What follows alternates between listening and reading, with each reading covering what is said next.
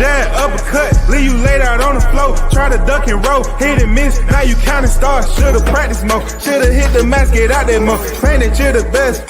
You gotta show me, son. Actions over words, baby boy. Is you real or what? Talking way too much, world come. Back sports, talking way too much, world come. Back sports, talking way too much, world come. Back sports,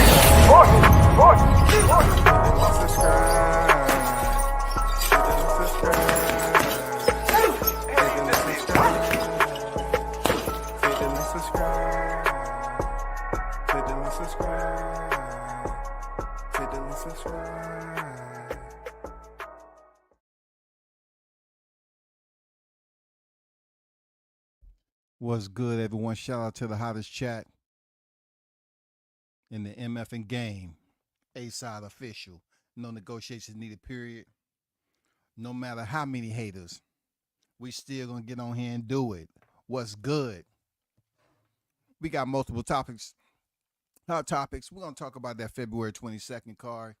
One particular fight, Victor Ortiz going in there arguably for his toughest test yet against Israel Madrimov. Some people call him Madrimov. Some call him Madrimov.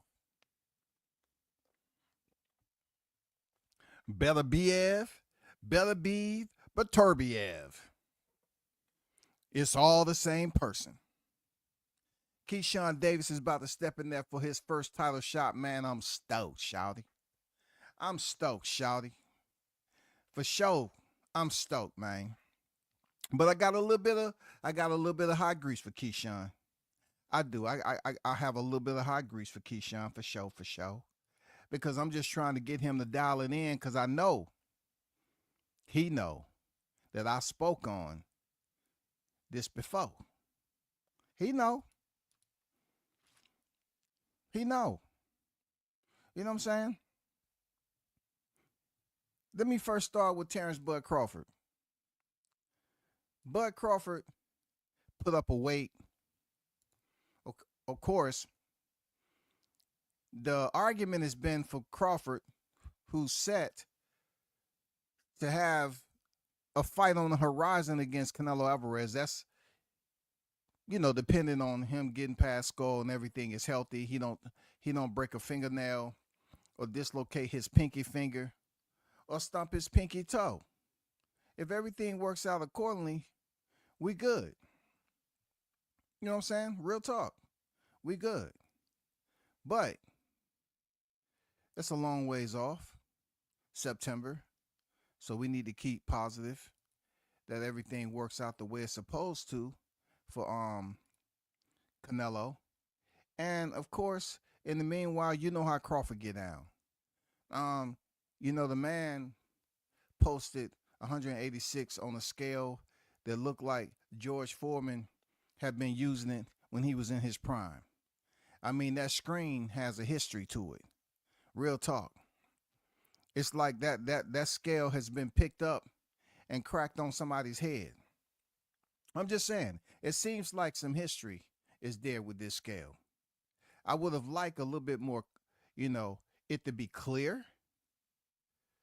I would have liked to, been able to read the entire weight so the haters won't be up here talking about, that's 196 really.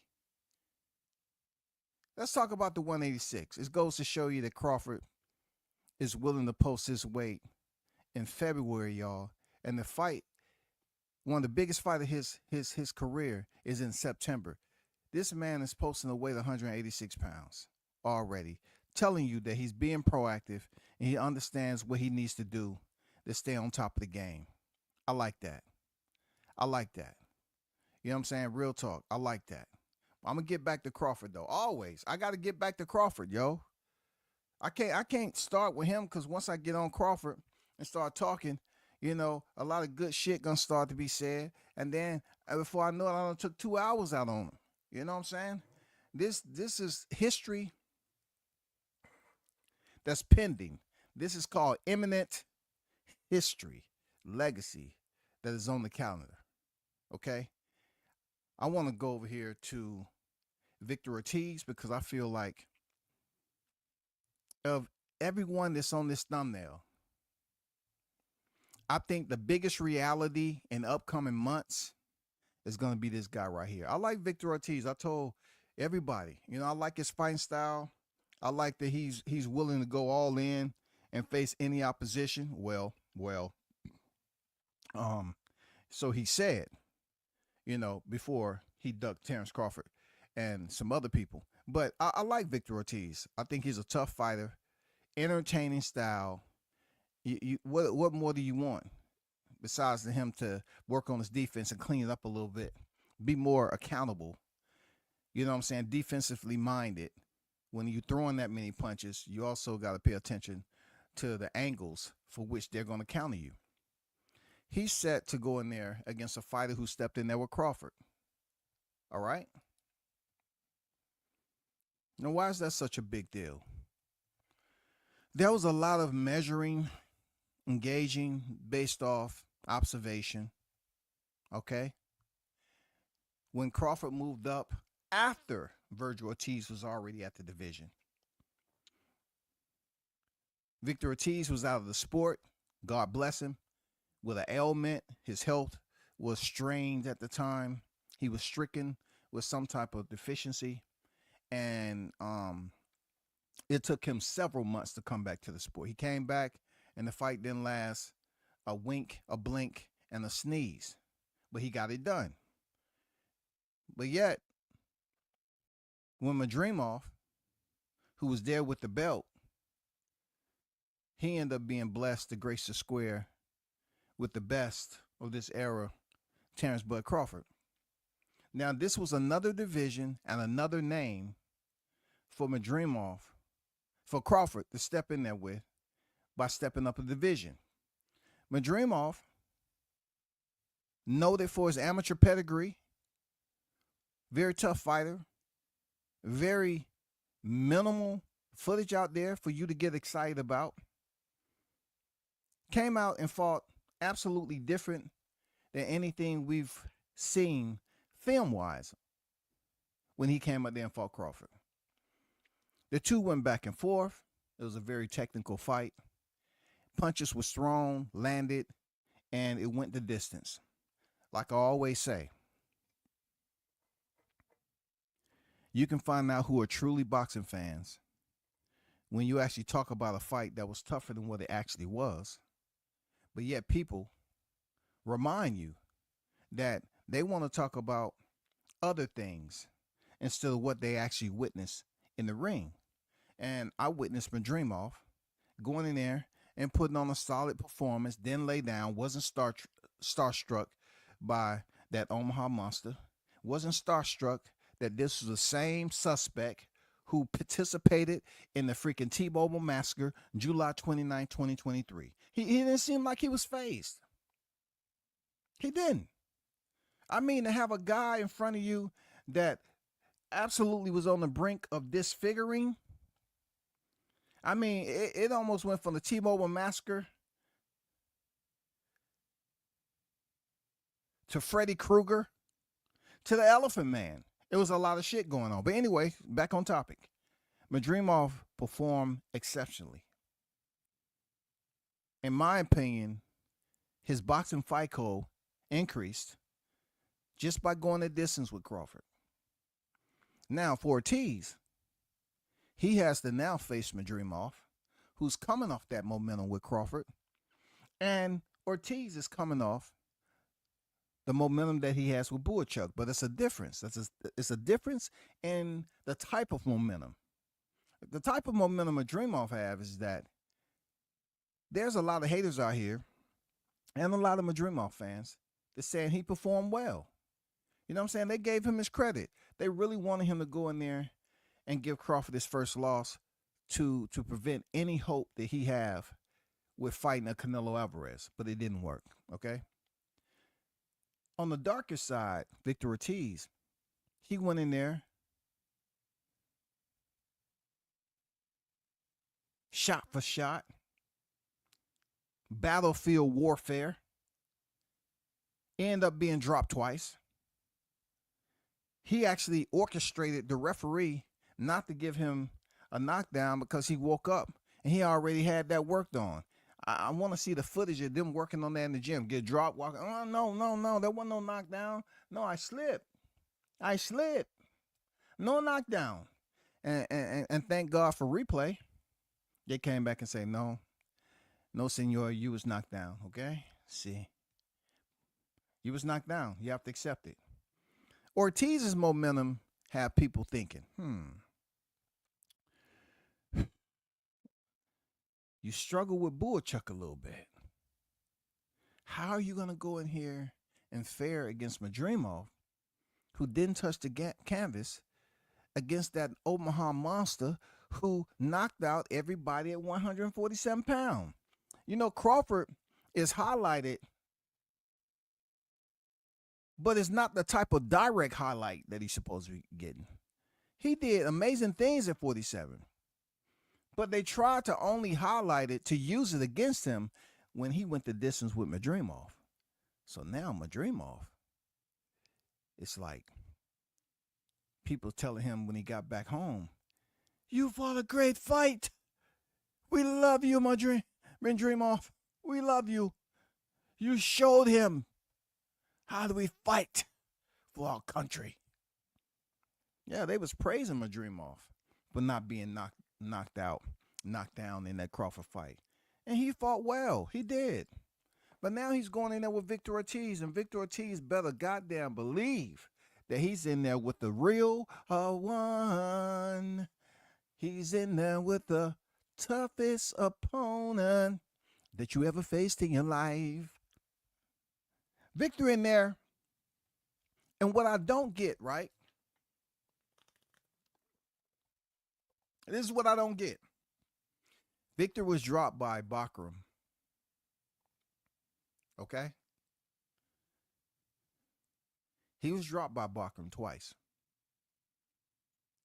I've been in Black History Month trying to keep the peace. I haven't been trying to be a militant brother. But, you know, I wanted to call out the cowards that's not holding the same standard to Ortiz on the knockouts that he faced when he was in there.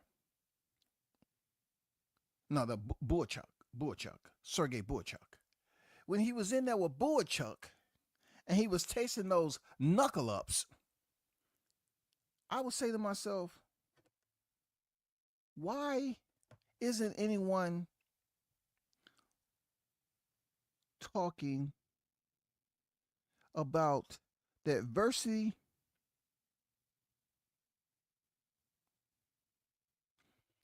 that he faced against Sergey and how he's going to have, or may have, a little bit of that difficulty stepping there with Madrimov, who was in there with Crawford, who has stopped everybody at 147. Are they going to say, well, Ortiz is different because he's been up in the division longer? I mean, his first fight didn't last nothing but 22 seconds, I think. And then when he stepped in there with Sergey Berinchyk, you know, it's one of those, his chin was tested again. I've been in debates already, especially on Facebook, because Facebook, that's a whole nother community of boxing fans that I believe is under the influence of something that's not made here on earth. They was trying to say that it's not going to make too much of a difference with Victor Ortiz and Madrimov because Madrimov was in there with an old Crawford. You know what I'm saying? So if they're saying if Madrimov was in there with a younger fighter that had the skills of a Virgil Ortiz, the fight would have played out different. I can't make this shit up, y'all. I cannot make it up. They say if he would have been in there, he'd be in Madrimov with a younger, seasoned, skilled, youthful specimen other than Crawford, who they deemed old and close to the rocking chair. His membership His application has already been submitted for hospice. They telling me that the fight would have looked different. But Madrimov, he went the distance with an old ass fighter, while Berinchyk was in here supposedly fighting a dude that they deemed a youngin, young enough to get that respect. And so I had to say to myself, I said, hey, hold up for a second. Let me ask you this. Have y'all actually, you know what I'm saying, you look at the age difference, right? And you look at a fighter who had 100% knockout ratio in Virgil Ortiz, 100%, a hundo. Shouldn't that have resonated over to Berinchyk in that fight? You know, because Berinchyk had 24 knockouts, okay? He had a high percentage too.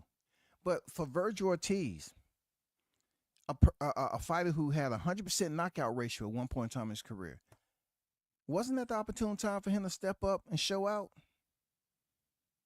Real talk. That was his opportune time to pop up and show out. But he went the distance with Berinchyk. Now, he has to step in there with Madrimov, who went the distance with a Crawford, who a lot of guys were praising and stamping Madrimov as being a disciplined fighter because he went in there with the guy with the accolades and a heavy accomplishment jacket as Crawford, and he went the distance with only 10 professional wins, y'all.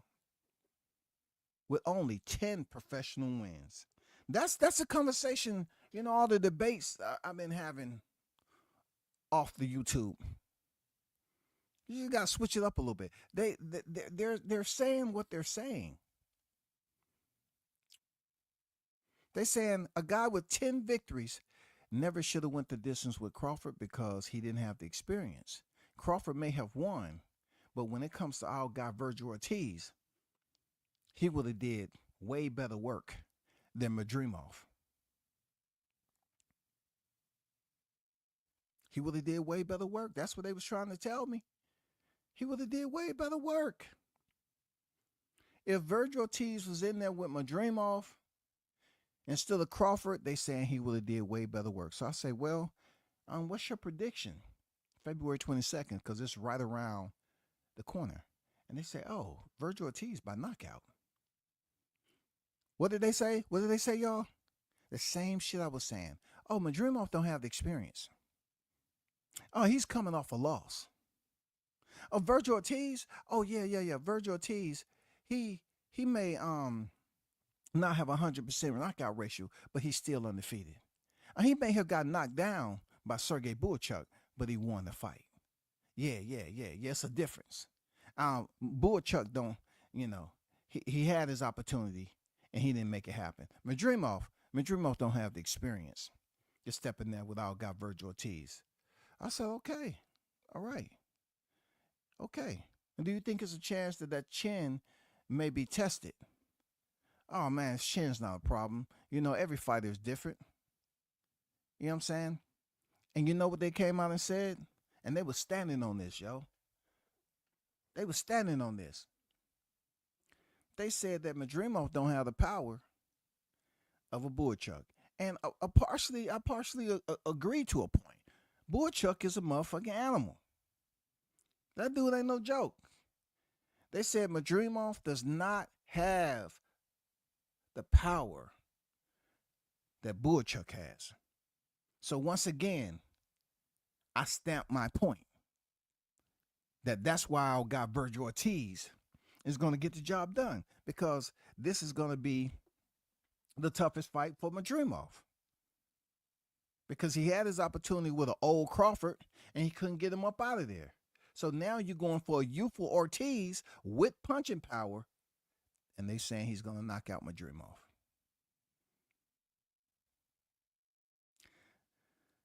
I'll tell you straight up, I have Madrimov defeating Virgil Ortiz, because what I seen as far as this decision making, how smart he is, his movement. Oh my God, his agility.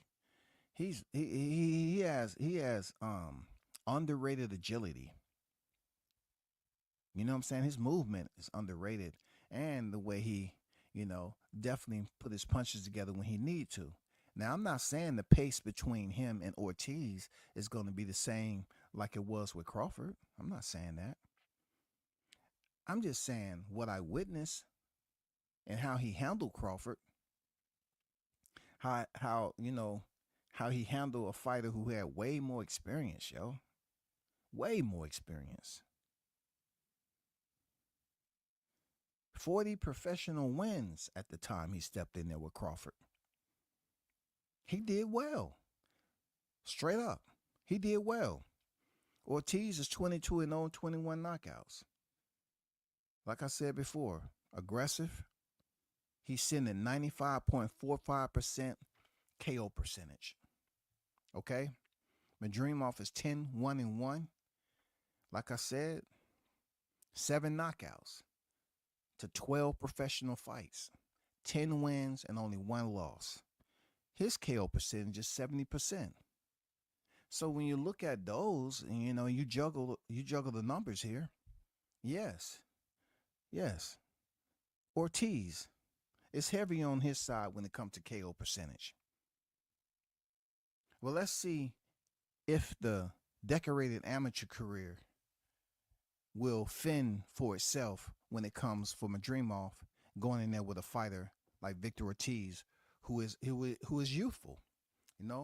Virgil Ortiz is 26 years of age. He has youth on his side. Berinchyk was 29. You know what I'm saying? So that was the points of reference that they was using to say both of these guys, and Berinchyk and Ortiz was both in their 20s. That's why Virgil Ortiz had such a rough go, and he had knockout power. You know what I'm saying? So it was all about who landed the punches. Timing beats power, right? Well, that's the case.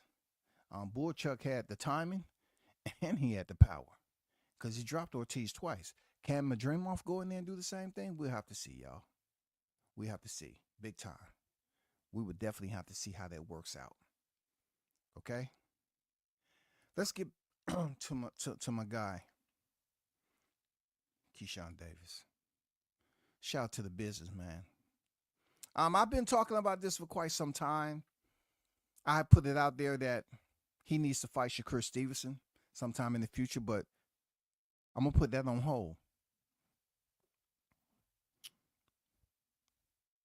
Just for about 2 to 3 minutes. He set to fight Keyshawn-Berinchyk, who went in there and earned one of his most worthy wins over Emmanuel Navarrete. I say this about Keyshawn Davis. When it's time for him to fight, he really knows how to put on a show. I like his energy. I like his aura. I like how he dresses for the occasions, yo. Whoever is putting his shit together, I like the style approach. It's good to see boxers dress up and do their own thing and have that arrogance about them. Low key, the arrogance that Keyshawn is going around here, like very pompous, very non-caring. I like it. We need this shit in boxing.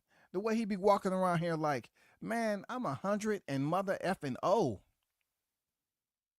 Period. He always had that smirk on his face, yo. Keyshawn always had that smirk on your face, like you ain't shit type of smirk. I'm better than you every day. We wake up and we both look in the mirror. Hey, my reflection tells me something different than yours, goddammit. Keyshawn got that arrogant, pompous smirk on his face like, man, I got this, man. I got this. I ain't mad at him because he's still winning. I'm not mad at him. Dude is dressing for the occasion. He went up and had a very solid face-off with Berinchyk. But you know how they do. These people just take anything and everything. Because Keyshawn touched the belt. He tried to snatch the belt. They were saying that Keyshawn may have jinxed himself by touching the belt. Now, I've seen the video circulating around where they had a Caucasian woman with a Patrick Mahomes doll in her hand. She was just goddamn stabbing the hell out of it, doing some ritual witchcraft type shit during the game. I don't believe too much in just because a fighter touches a belt that they don't currently have, it automatically puts a jinx on them. I think that's to the outsiders because everybody's warrior spirit is different, right? So it's some people that just don't believe in all that shit. They believe in being spiritually connected. But when it comes to how some people love to put ominous type of stamps on you, that if you make this certain move or you perform this type of action, it's bad luck. And that's what they're trying to say that Keyshawn did when he touched the belt of Berinchyk. Now, if you look at this thumbnail right here, Keyshawn has the height advantage, 5'9", Berinchyk 5'7". He looks tremendously bigger than Berinchyk, right? But Berinchyk is no punk, just like Keyshawn is no punk.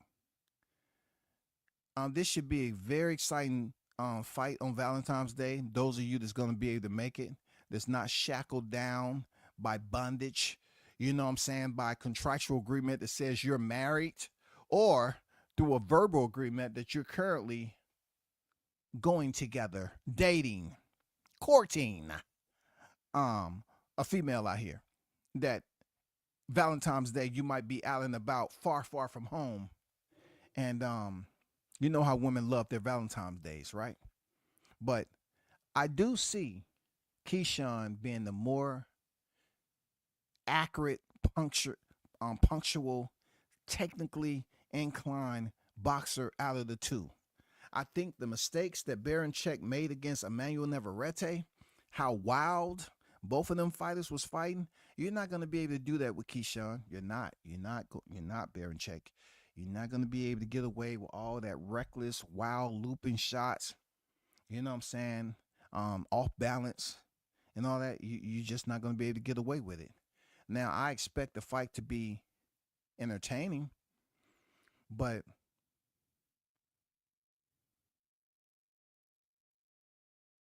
the hook that's being played over and over again out here in public is people believe he need to go in there and knock Berinchyk out to get a fight with Tank. So I'm saying, haven't y'all learned this before when it was Demetrius Andrade and David Benavidez, how he went up here and appeased the fans and say that somebody need to do this, that, and the other, and so he can get a fight with Canelo? He goes in there and stop Andrade and then get a fight with Canelo. It did nothing. Keyshawn goes in here, however he wins, whether via decision or knockout. What is it going to do? Is anybody comparing Berinchyk to a Tank Davis? No, nobody's comparing him to a Tank Davis. Absolutely not. But if you have a fighter that's never been stopped and has an ownish record, right? That's what it's about. Having an ownish record, right? You have a fighter that has an ownish record. It looks good, especially if they holding that chip around their waist. But bring out the trumpets. We have another dilemma, y'all. Keyshawn goes in here and beat a Berinchyk who beat a Navarrete. Is he going to get the totality of credit that he's deserved? Is he going to get the parade? Is he going to get the cosign? What I mean by that is Berinchyk is 1 year younger than Crawford, a fighter that's in the stable of Keyshawn Davis. You know what I'm saying? He's 36 years of age, Ukrainian fighter. I haven't heard anyone mention anything about age. I guess because his skin tone is not dark enough. He doesn't have the haters in abundance. So they don't care about his freaking age. I remember when Crawford was 36 years of age. I mean, they were speaking as if he was Cuban. And when they found him, they couldn't read the birth certificate, so they made him another one.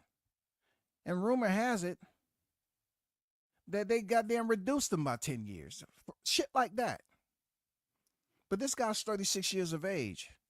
And you already know where I'm going with it. Keyshawn Davis is 25. God damn. You trying to say 11 years? 11 years? God damn. Damn, that nigga old. God damn. Hey. And furthermore, what makes it even worse, it's almost like, Berinchyk is taking advantage of the youth. For real. So, I always bring this up about Keyshawn. I don't know why he haven't changed it yet.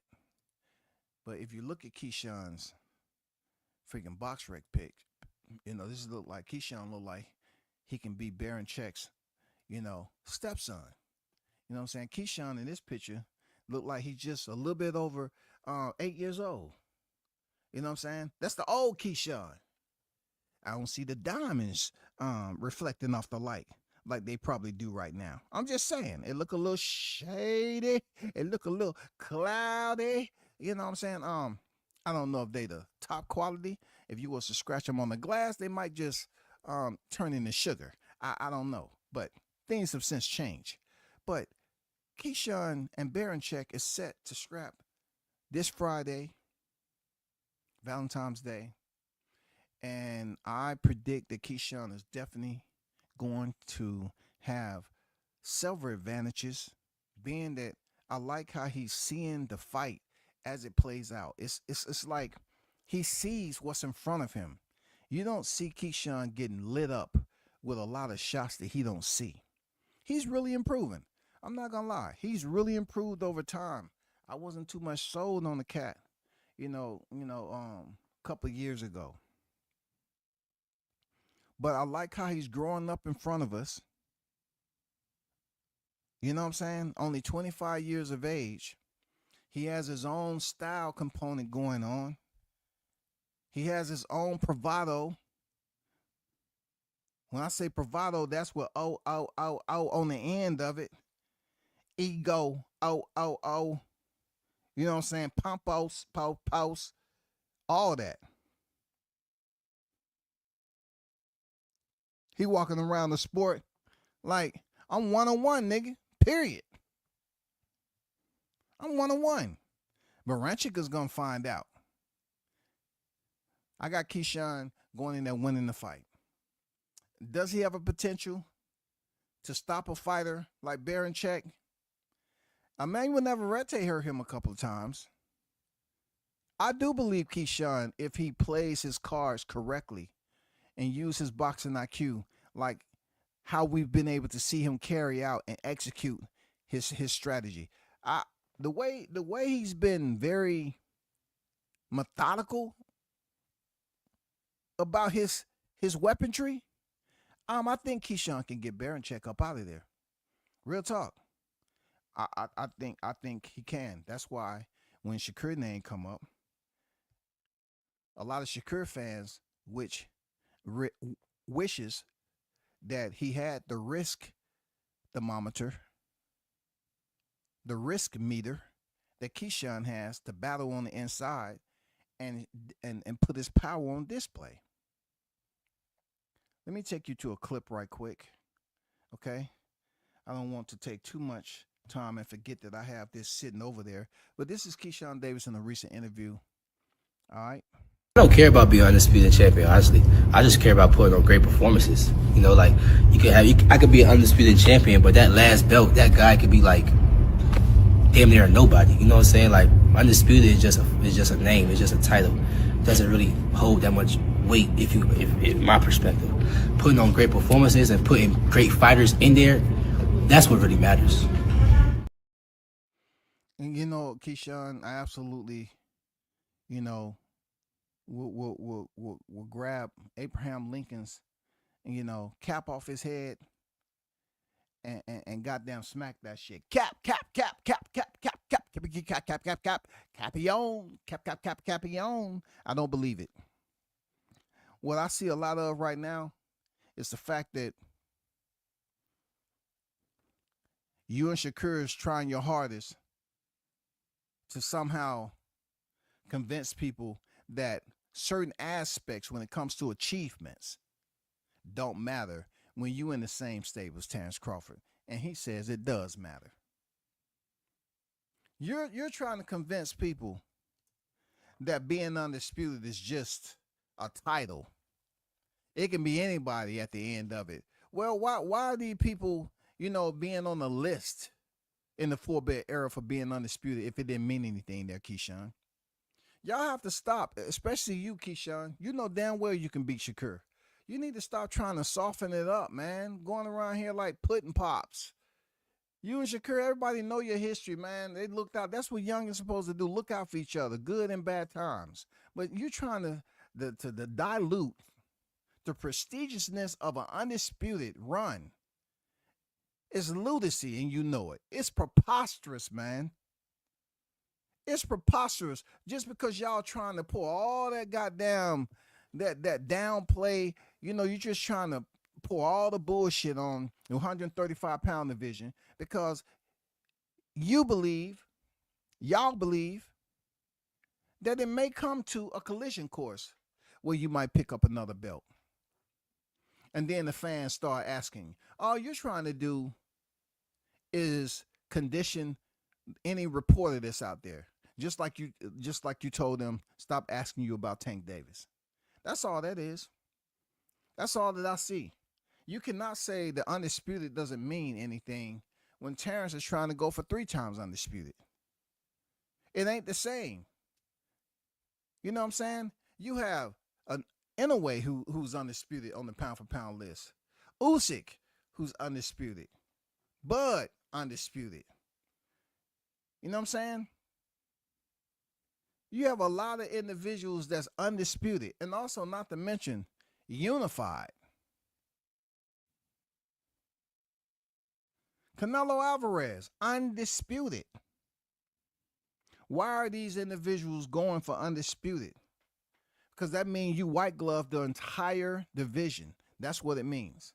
So all I'm saying is, all y'all trying to do, it seems like to me, is trying to water down these future questions that's definitely going to be directed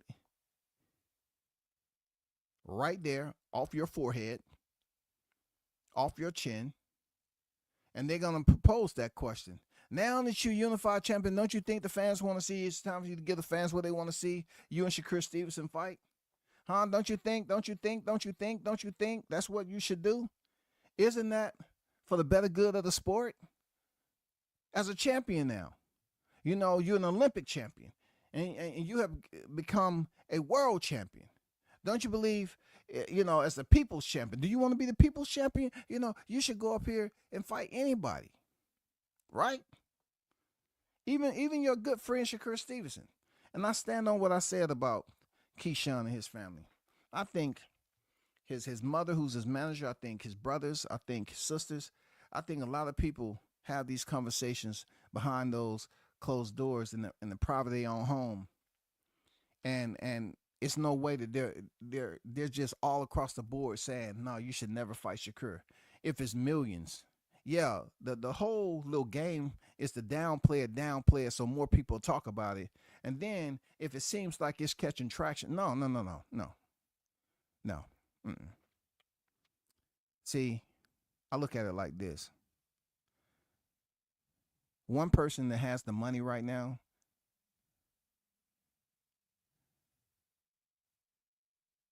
that's handling all this administrative logistics,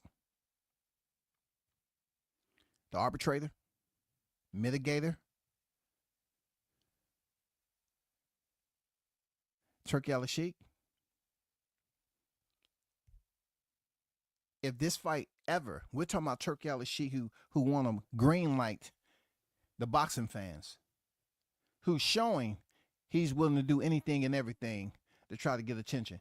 If Turki Al-Sheikh put the bag up there for y'all, knowing that it's slim pickings right now for big paychecks. So you, Keyshawn, to get on here and say that undisputed don't mean anything. Well, why don't you say that to the fighters who have achieved undisputed? Tell Beterbiev that. Tell Beterbiev it don't mean anything. For real. Tell Devin Haney it don't mean anything. Tell them guys it don't mean it. Tell Inouye it don't mean anything. And they'll say you're out your mind. Absolutely undisputed means something. So I'm going to leave that right there. I'm not going to go too far into it. Best of luck for Keyshawn. But, man, I don't know why these people up here trying to run a daycare system of two grown-ass men who's Olympic silver medal champions. Man, let them freaking fight, bro. Let them freaking fight. I want to see them fight. Real talk. I want to see them fight. Now, for Canelo Alvarez and William Scull, I know a lot of Canelo fans who may have been tuned in while I was talking about this. Canelo is set to face the IBF world champion. He wins this fight. He will once again reestablish himself per all the sanctioning bodies and be recognized as the super middleweight undisputed champion for a second time. This is legacy for Canelo. See, this is sort of what Keyshawn Davis is talking about. You can fight anybody. No, it's not the same. Because, see, if you was just fighting anybody there, Keyshawn, and when it comes to Canelo, which we don't really know Skull, right? But Canelo's going to go down in history because of who he is as a two-time undisputed super middleweight champion. To addition, all the other accolades that he has as a boxer. You think somebody's going to mention William Scull? If that's the case, we could talk about how, in a way, what was his undisputed looking like at bantamweight and super bantamweight? We can talk about a lot of fighters that was on Brian Castaño. Has anybody heard from him after Jermell Charlo beat him in a rematch? Huh? That's just the way it is. Not everybody can have an undisputed fight like Crawford did Errol Spence, and both of the fighters was on the pound-for-pound list. You know what I'm saying? You don't hear people disrespecting Josh Taylor, Jose Ramirez. They came in there two apiece, and they got it in. Julius Ndongo came in there two apiece with Crawford, and they got it in. It's asinine to say that undisputed don't mean anything, all because you in a dilemma where you and your bestie are boxers, and y'all want to say, no matter the money, I'm not going to fight him.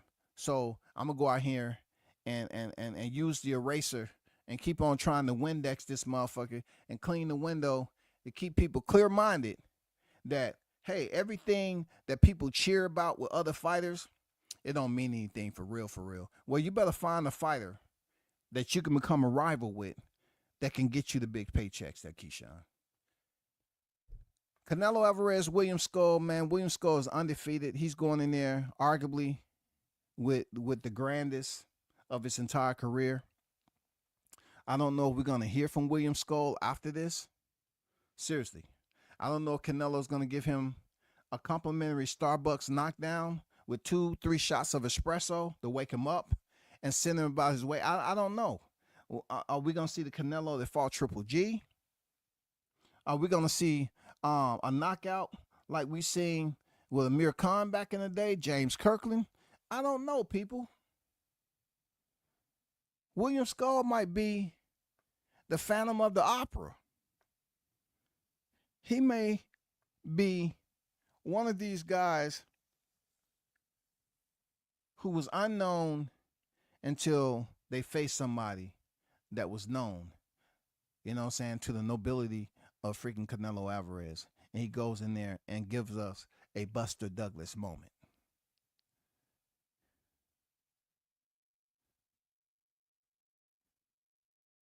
I don't think it's going to be a Roberto Duran, Sugar Ray Leonard type of upset where people just going to lose their mind. I just don't see that happening. But it is going down. You know what I'm saying?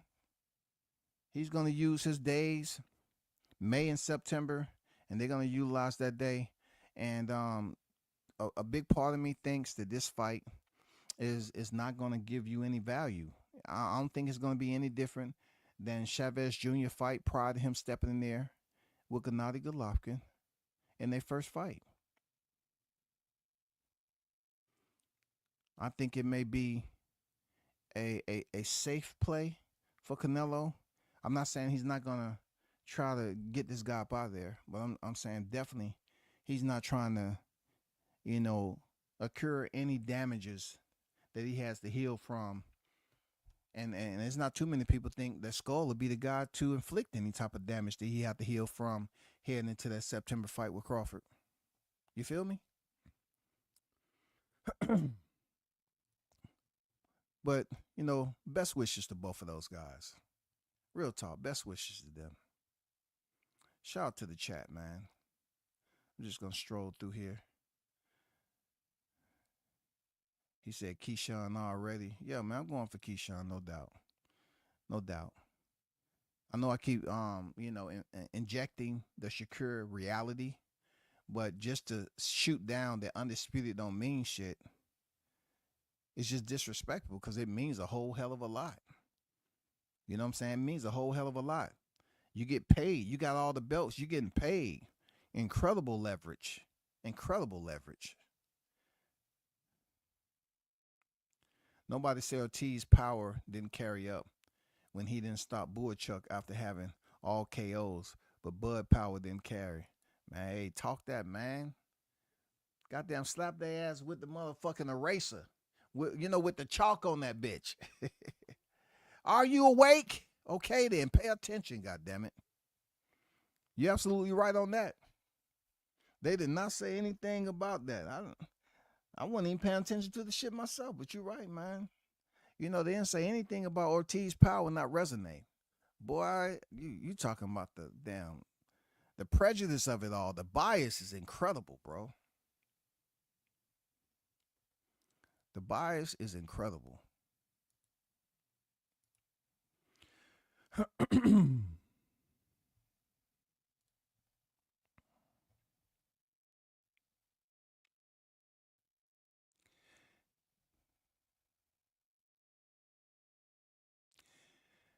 Speaking about Berinchyk, you know, back in 2021, look, I don't even pay attention to that.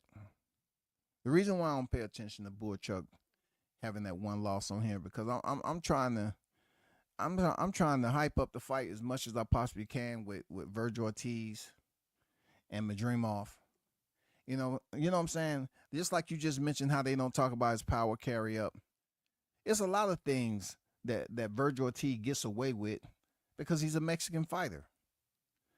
They just skim over the top and they don't mention anything about that shit. You know what I'm saying? It's a lot of bias, real talk. A lot of bias when it comes to Mexican fighters in certain avenues that they can take the same avenue that Crawford took, but it's no recognition. It's not the same type of recognition at all. They just totally ignore it. Don't even speak on it. But great point, man.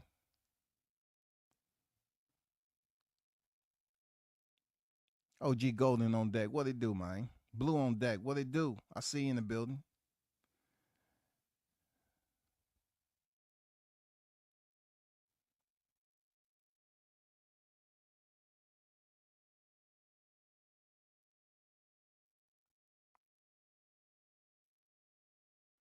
I don't know why you talking about him over here, that Blue. I mean, I know there's a lot of shit you could be talking about than that nigga. For real.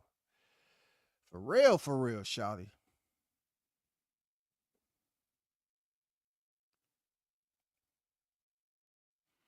Mike on deck, Dan on deck, I see you. Berinchyk went life and death with Navarrete. He did, man. It was a sloppy-ass fight. It was a sloppy-ass fight, bro. That's why I say, the discipline that Keyshawn Davis has, how sharp he is, accurate, his punctuality, with his time and placement. It's gonna play a significant role in there with Berinchyk. I think he's gonna bust him up early. Seriously, Berinchyk is gonna try to come in there with that pressure, and Keyshawn is gonna bust that guy up early, all because of accuracy, bro. Attention to detail. I think that's gonna be the downfall and the detriment of Berinchyk to defend his title. For real, Keyshawn is just too sharp right now. He's too sharp, man. It's almost like he's seeing everything from his opponents. And you can tell, too, he's poised as shit in there. Berinchyk in for one. Real talk. Shout out to Big Blunts in boxing. I ain't see Blunts. What's going on, Blunts? How you feeling, bro? Keyshawn is going to KO him in the 9th round. Berinchyk does have real good footwork. I'm excited for this on Friday. 9th round. We got one prediction that's going on in the 9th round. Okay. It's been speculated that Shakur KO'd him in sparring. So if it's true, I don't know who him is. I wasn't over here on the chat when you dropped the comment. So just tell me who you're talking about. Speculated that Shakur KO'd him in sparring. So if it's true, that's why he said what he said, in my opinion. Let me see. Said what he said. What did he say? What he said. That Shakur KO'd him in sparring. Are you talking about Keyshawn? I mean, tell me who you're talking about. Who you speaking on for sure? I don't know who him is because I wasn't over here in the chat at the time. Shout out to the boxing queen Jessica in the building. What's good with it? Who you talking about, Blue? In your comment, he stopped who? KO. Shakur KO who in sparring? I'm trying to think about what Keyshawn said, what he said about Undisputed. KO who in sparring? KO who? Ortiz might pull it out. Be on the watch for that. I don't have to be on the watch. I think Madrimov definitely going to beat Ortiz up. Ortiz, though I like his entertainment and his activity as a fighter, how he is all about giving you straight up action. When you go in there with the fighter who they say is disciplined like Madrimov, it's going to be a problem for Ortiz, man. How long is he going to get away with leaving himself open with very minimal defense? You know what I'm saying? Very minimal defense when it comes down to it. And getting caught with counter shots, getting hurt, and still fighting on. Bro, come on, man. It's only a matter of time before he gets SITOP stopped. PED stopped. It's only a matter of time. You get dropped twice by Boychuk. And then you go in here with Madrimov, who's a tough fight also. And not to mention he's a former champion. You might pull out. Oh, pull it out. Yeah, I knew what you meant. It's all good. Typing it is typing. You know what I'm saying? It is what it is. But Blue, let me know who you talking about, KO. I got to move on.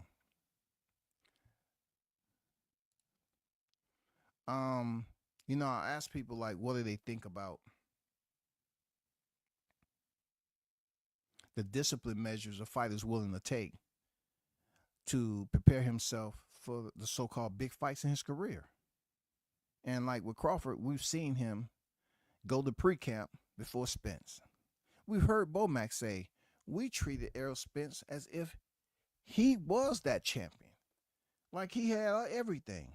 That's how we treated him. My mindset, I was looking at it like, he don't have a chance in hell of beating Crawford.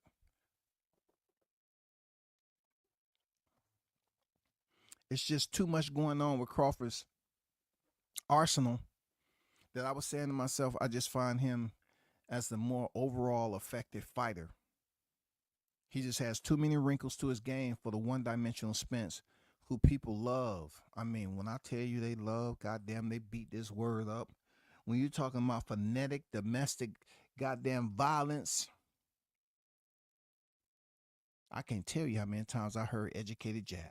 Here's an educated jab, an educated jab, educated jab. It's good when he took that educated loss, he didn't lose credits for that educated jab.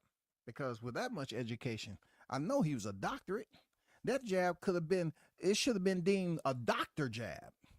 Because they said the shit was educated. He had to have all the credits, bro. He completed the thesis and everything. They said he had an educated jab.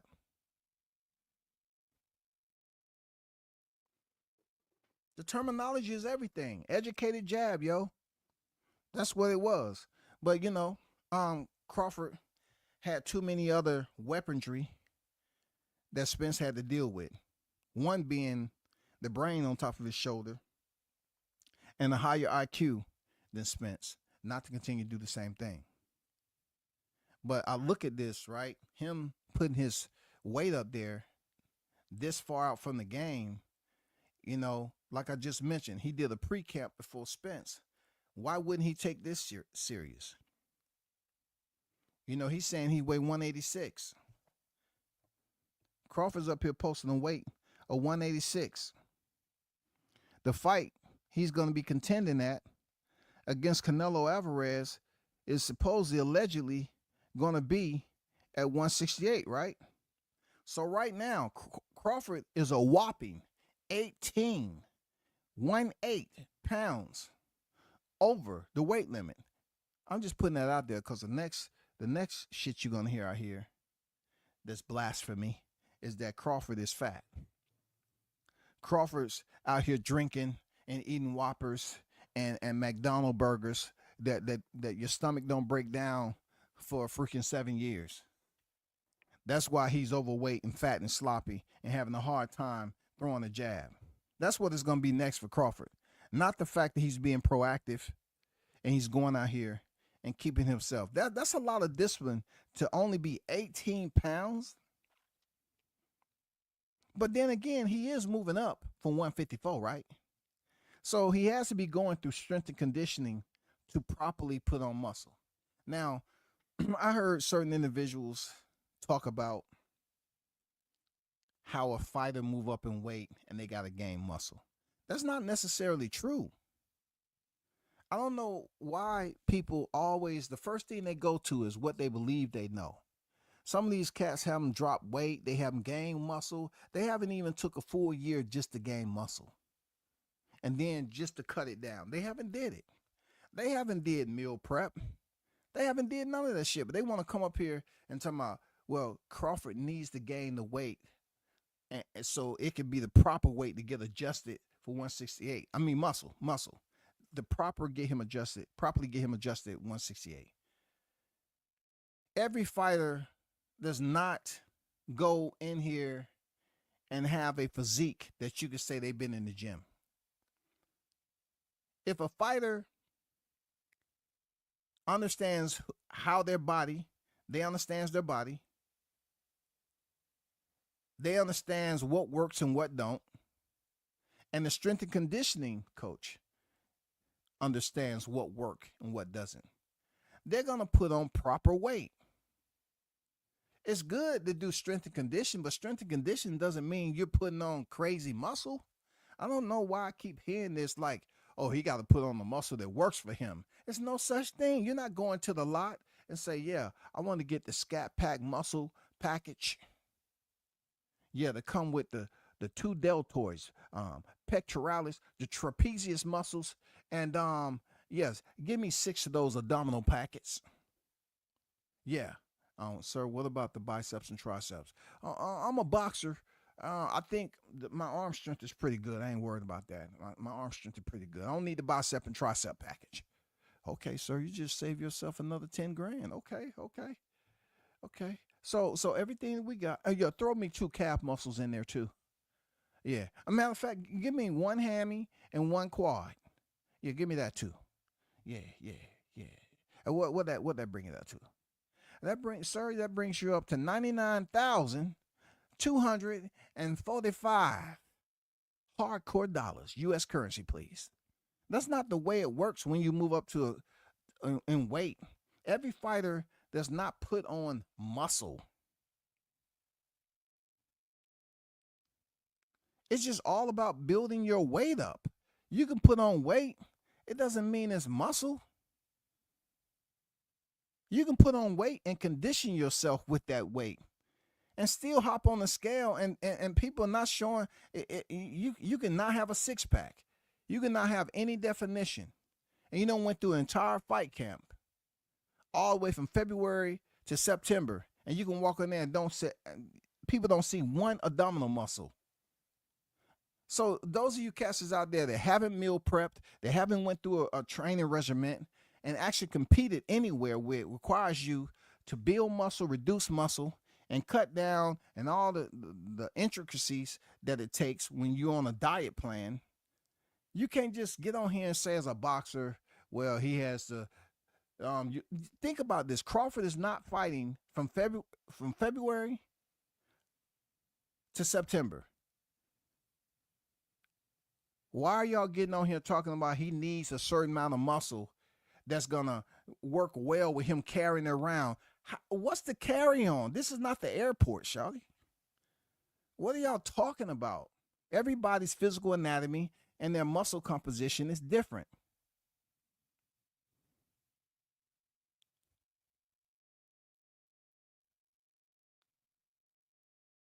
It's all about your strength and conditioning. How is he going to know if he's not fighting Canelo to September on how the extra muscle or weight? I mean, that's pretty much going against the grain the wrong way and putting on muscle, because muscle requires oxygen. If a fighter is picking up weight or walk around weight and it's not disclosed to the public, you're just up here guessing. You're just up here saying, well, this is what Crawford needs to do. He need to put on muscle that's going to be, that he can adjust to when he doesn't know what the pace is going to be like. He hasn't fought Canelo at that weight.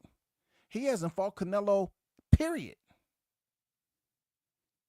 So it's asinine to hear people talk about what type of muscle he should put on. For what? This is not going to be no muscle up contest. This ain't CrossFit. This ain't parkour. What are you talking about muscle? It's a boxing match at the end of the day. It's a freaking boxing match, yo. Every fighter that you see get on the scale don't have a 6-pack. They don't have a physique. That's straight up facts. Every fighter you see jump on the scale does not have a physique, y'all. So where's all this muscle that Crawford has to gain just because he's Crawford? Do Canelo have a physique that is so imposing on the eyes every time he hop on the scale? What about Jaime Munguia? Does Jaime Munguia have a physique to remember at 168? I never heard nobody say that when he was moving up in weight, hey, this is what he needs to do. He needs to do this right now. I guess muscle looks different on black fighters. I guess that's what it is. Muscle looks a little bit different on black fighters. The skin tone and everything, the definition kind of, is on display, stands out a little bit more. But truth be told, I'm being absolutely honest, every fighter doesn't go in there and say, hey, this is what I need to do. I need to gain muscle that's conditioned for 168. You're not going to know if it's right. And we're not talking about reaching in the damn carry-on and putting on a freaking muscle suit when nobody's going to tell me that Crawford wasn't weighing in the 160s when he rehydrated with Madrimov. Even if he was low 160s, he wasn't far off gaining. Let's just say he was 161. he has to come in under 168, right? So he has to gain 5 to 6 pounds. You're acting like 154. You don't understand what the divisional limits are. You know what I'm saying? You understand what the divisional limits are. So if he rehydrated and he was like, let's just say he was just 161, how far is that off 160, first of all? Would you be saying he need to gain proper weight and muscle if he was going up to 160? No. The hardcore enthusiast is going to be like, man, he was 160 the night he fought. Yeah, he was 160 for sure. The night he fought Madrimov, he was 160 for sure. High rehydration, eating, and all. Yeah, he was definitely 160.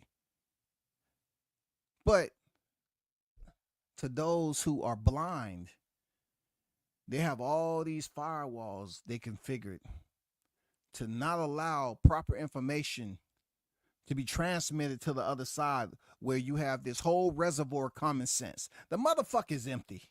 I'm going to be honest with you. They have a whole reservoir, just like they got the fire hydrant damn reservoir and damn over there in Cali. The shit was bone ass dry. That's what I think about some of these boxing fans. They common sense reservoir, that shit is motherfucking empty. All you hear is echoes. Hey, you. I'm like, damn. There's weight classes, if they want to use that, it's weight classes for a reason, right? So therefore, we have to understand it's rehydrations, okay, that goes on too. If a fighter is fighting close to a weight already, and the dude has damn near the entire year to prepare him for September, the only reason that people are up here talking about he's not going to put on proper muscle, they have never taken 8 months to prepare and put on muscle and maintain a steady diet to compete in anything. No one's going to convince me they did that already. I have.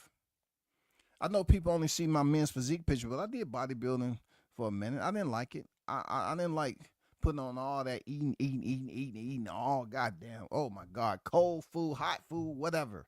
Eating, putting on all that shit, growing out of your clothes, and then you shred it down. That shit is crucial when you're doing it yourself. That shit is tedious. But for Crawford to say he's only 18 pounds out and it's February, oh my goodness.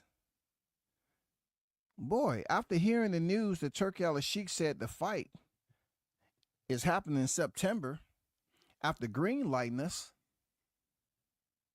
I think some of these other individuals that was hating on Crawford and laughing up and down that it was canceled, I think they lost some weight too.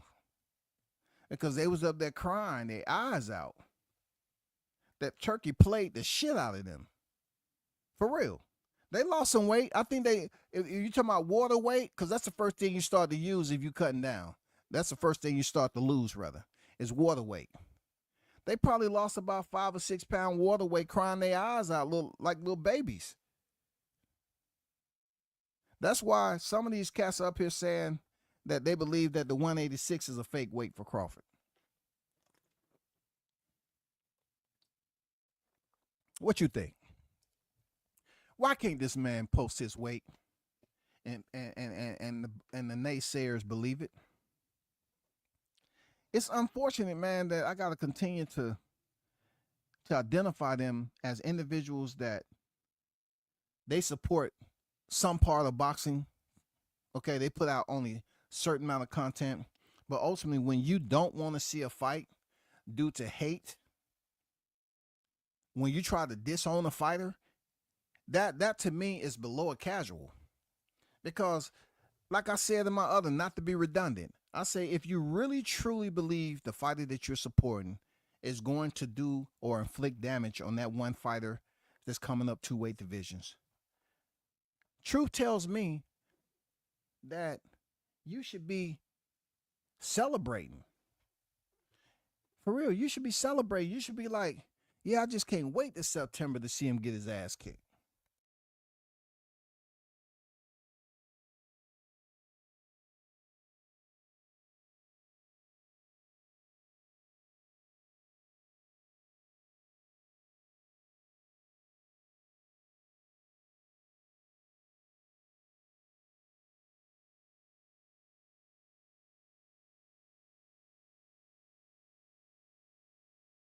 Hold on 1 second, y'all.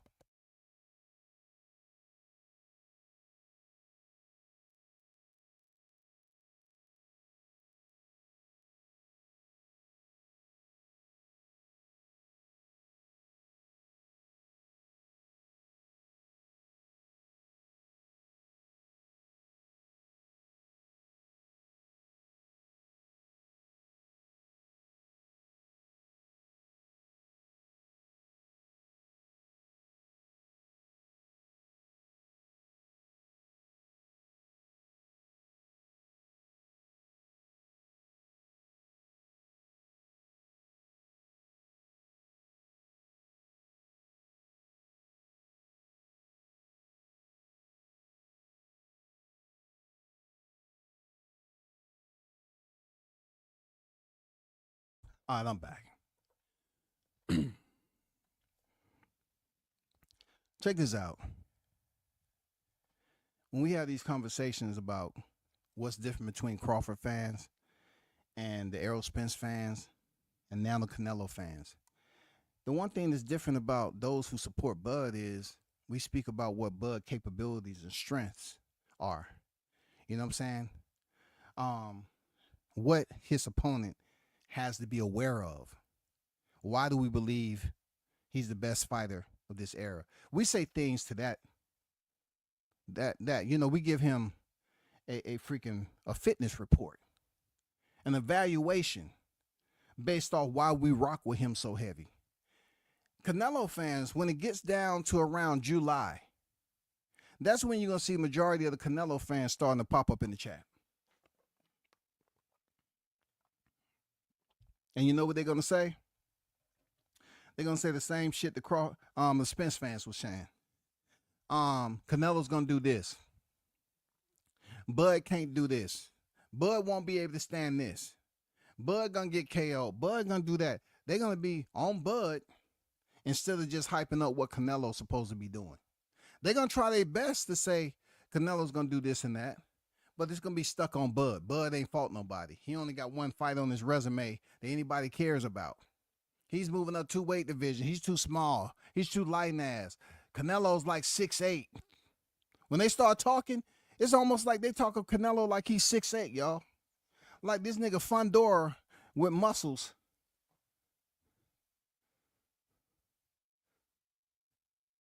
Their belief system is non-existent when it comes to bias.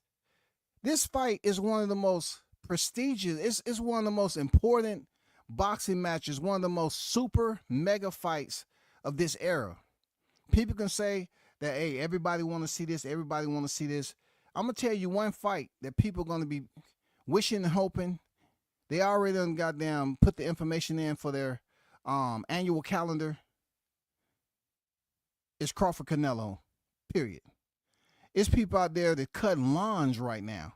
They're chopping trees down. They're out here with goddamn sleeveless flannels, chopping down trees to make extra money to go to Vegas in September. I'm telling you.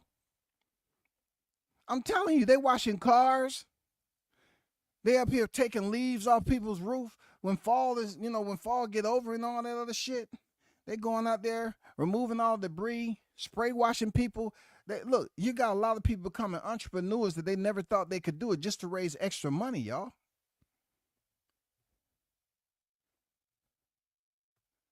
They doing Uber, DoorDash, FedEx, UPS. Man, they doing everything possible, dog. Everything possible. This is the biggest fight in a long ass time. And though Canelo already has 2 losses, you don't hear people talking about it. Like the criticism that they give Crawford, anything he does. You don't hear them talking about it as much. This man has 2 losses, and they'll tell you anytime he was just stepping up and trying to be great. He was stepping up trying to be great. He was stepping up trying to be great. And then a nigga like me turn around and say, oh, is that right? I like that. I like what you just said. Ain't that what Crawford doing, though? Ain't Crawford trying to... No, it's weight classes for a reason, dog. It's a limit to that shit. No. Hold up. You said that he was stepping up to be great. He was daring to be great. Ain't that what you said? You said Canelo was daring to be great when he fought Floyd early and he fought Bivol. He was daring to be great. But Canelo can move up a division and pick up a Reggie belt from Rocky Fielding in 68. Don't nobody say a motherfucking word. He can move up to these divisions and get a championship fight just like Crawford.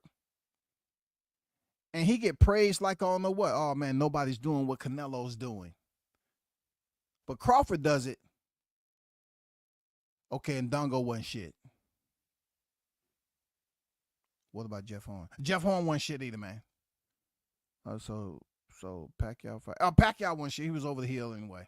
You talking about the same Pacquiao who beat Keith Thurman? Keith Thurman, he ain't in the ring he ain't in the ring enough because he always injured and shit. So when Pacquiao fought him, he was falling apart, man. That's why he hit him with a body shot and dropped him. Keith Thurman ain't never been that, man. But he was a unified champion. Man, ain't nobody thinking about that, bro. Come on, man. Come on, stop it. You a hardcore fan? You a casual? Man, ain't nobody talking about that shit. What about when he moved up to 54? Oh, man, he struggled, dog. You didn't see the fight? Crawford struggled like I don't know what, boy. Like he was stopping everybody at 147. That's what they were saying. BoxRec said that shit, right? He was stopping everybody, but then he met Madrimov. Man, he barely survived, dog.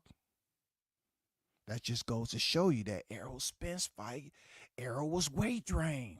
It was a whole lot of other variables that contributed to that fight, and Crawford didn't do anything special, dog.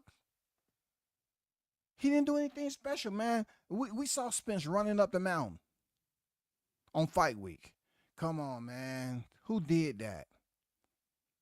He didn't do nothing special, bro. Derrick James even... said, hey, I had to check his gloves because any fighter that's coming out my stable, I ain't never took an ass whooping like that. If you ask Derrick James in private, he'll probably tell you, well, I thought there was a little bit of shady business going on with that. Yeah, I did molest Crawford's right glove because I saw it freaking making contact with my fighter inappropriately throughout the fight. What do you mean by that, DJ? I mean, the way he was landing those counter shots off the chin, it's almost like he was trying to shove it down his mouth, like he was trying to shove it down his throat. He kept on connecting. I said, ugh, that doesn't seem right. That's fucked up. I don't like that. Seems like he's trying to force some shit on him. Yeah, he's trying to force the glove onto his face. But Derrick James was up there trying to come up with shit. Then people talking about snack. But Crawford, the reason why this fight is going to sell, because Crawford is in a position like Floyd Mayweather. That position is that in September, there's going to be a lot. And when I tell you a lot, there are going to be a lot of Mexican fans in Vegas paying to see Crawford lose. There's going to be a lot of fans that's paying to see Crawford win too. But I'm saying Crawford is at a point right now where the fighters that he's fighting, the big names such as Kahuna, Canelo Alvarez, Saul, people are showing up to see if Crawford's going to take his loss. Look, this is an unbelievable dynamic for Crawford. Unbelievable, y'all. The reason why I say it's unbelievable because you have a smaller fighter moving up that doesn't supposed to be competitive with the so-called Saul. And he's having the opportunity to fight for the freaking titles. And he's already on the pound for pound list. Both of these fighters are once again on the pound for pound list. This is another fight for Terrence Bud Crawford fighting a fighter with a big name that's on the pound for pound list. But this one right here was always higher than Spence. This is the one. Without Crawford moving up the face of freaking heavyweight, this is the one right here, Canelo Alvarez. It's going to be a lot of his fans paying to see Canelo go over there and just get this victory. This victory is a precious diamond right now. This fight right here is way more valuable than the fight fans are appraising it at. They just unwilling to publicly appraise this is the biggest fight.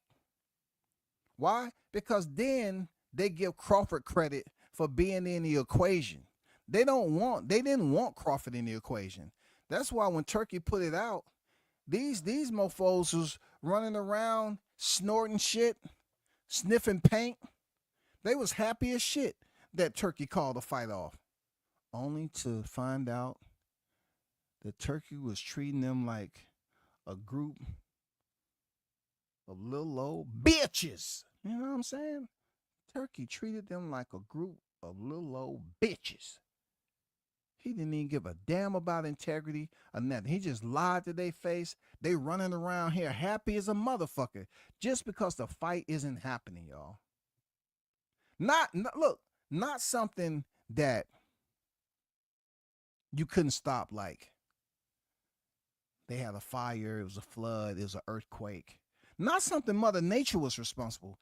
But this was news that broke to say, hey, man, the fight is no longer off. When they saw that OFF, they was rejoicing, y'all. These dudes got a hard on thinking about the fight being off. They was such Crawford haters, bro. They was like, God damn, I'm happy. Whoo! They was calling each other, hey, man, you hear the news? What? The fight between, Canelo and Crawford. Turkey Al-Sheikh released the flyer. You hear motherfuckers laughing their ass off. Hold up, yo. I got to go get me one out the fridge. Got to get a cold one. Hold up. All right, man, while you do that, I'm going to go up in the cabinet and get me some of that cognac. We got to sip to this, bro. We got to sip. Man, that's why I fuck with you, man. See, we know what's going on in boxing. We know that shit wasn't going to happen. That's why I fuck with you, bro. I fuck with you because we knew this shit wasn't going to happen. And then when that news came out, that Turkey Al-Sheikh had played y'all dumbass, boy, you talking about some cats taking it out on their family.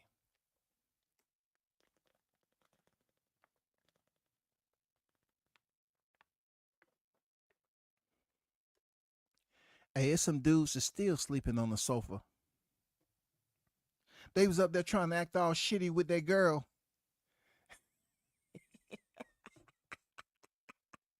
Hey, they was trying to act all shitty for no fucking reason.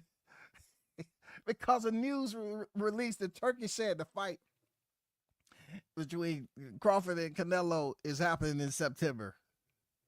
Oh, man, they tried to take that goddamn shit out on their girl, man. They been on the sofa ever since, dog. Sofa smell like dog ass, yo. Dog be over there farting and shit, coming from outside. Motherfucker dirty as shit. No. You ain't gonna treat me like that. You're not gonna treat me like that. No. You're not gonna treat me like that. I do everything. I cook, I clean, I do everything. You're not gonna treat me like that. I'm home on time. I'm not in the streets like I used to be. You're not gonna treat me like that. You on the sofa. You have to give me space. I don't feel safe. Maybe you should take a little bit of time off from watching the boxing. I don't feel safe. You're losing your control. The kids are scared. Let me stop and get over here to these chat, man. The kids are scared. Mijo, mija, de aquí. You okay? Did Poppy scare you? I know, I ain't. Mommy has it. Mommy got it. He won't be bothering you anymore. Yeah. He's going to be sleeping down in the basement on the sofa.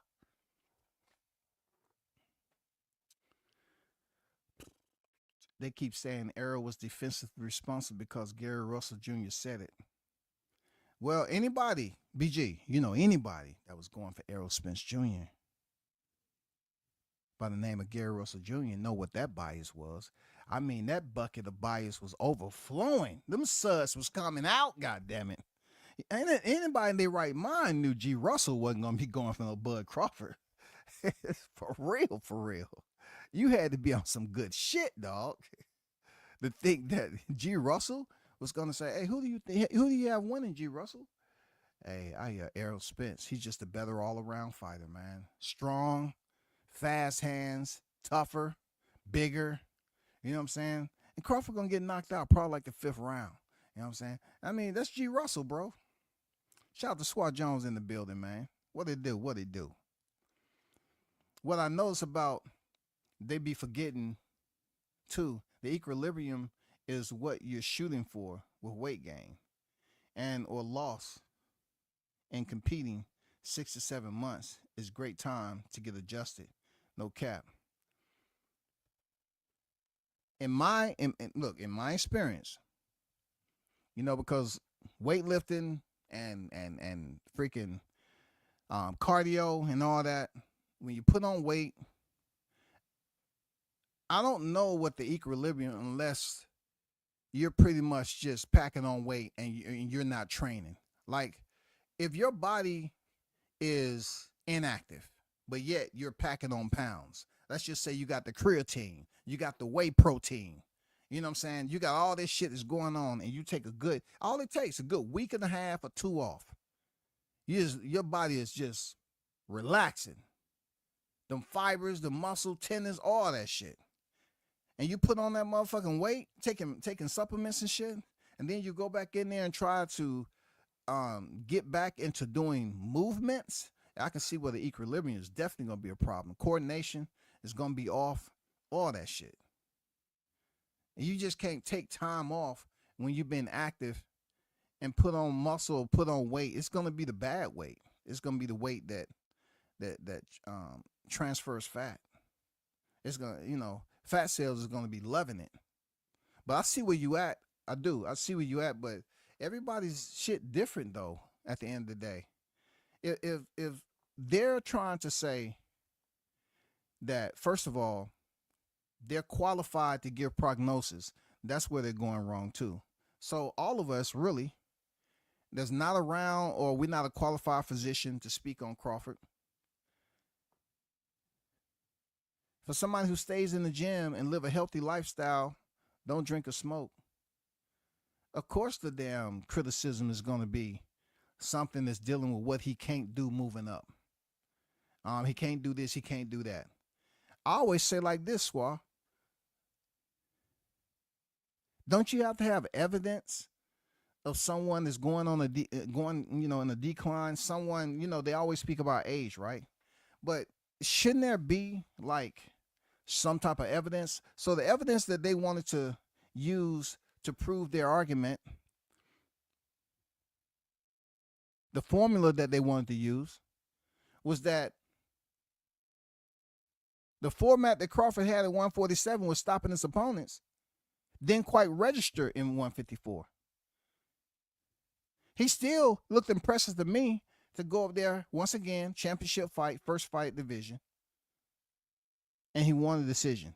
But the evidence that they saying is he didn't give the same results that he was given at 147. That's my evidence. He's too little for the weight class. He wanted to move up and fight Madrimov. He looked bad. He looked old. He looked everything. Yeah, he just ain't ready. So the crazy part about Crawford that will potentially get him enshrined in his immortality is the fact that he's only had a single fight. This dude had a single fight at 154. And he's about to step up to 168 and face Canelo Alvarez. Ooh, ooh, ooh. Talking about Marvel Comics. You talking about Marvel? Jesus Christ. He moved up to 147 and has a single melee. Then it's not like he didn't call out the former undisputed champion 154. He wanted to fight him. I mean, that dude ran down the street with a hole in his pocket, change dropping everywhere. Come to find out that was his belts. He got off them motherfuckers quick. But Crawford only fought once at 154. And now his first fight at 168 should be for undisputed against another top-tier fighter, elite, in boxing.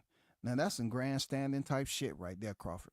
I'm going to tell you, big dog. That's some grandstanding type shit, bro. 37 years of age. You be damn near 38. The dangerous part about this is that Floyd Mayweather, when he beat Canelo, Floyd was in his 30s. Now Canelo, he's about to face somebody that's just as skilled as Floyd Mayweather, if not more skillful. But yet Canelo is in his 30s now. Ooh, if that ain't a goddamn,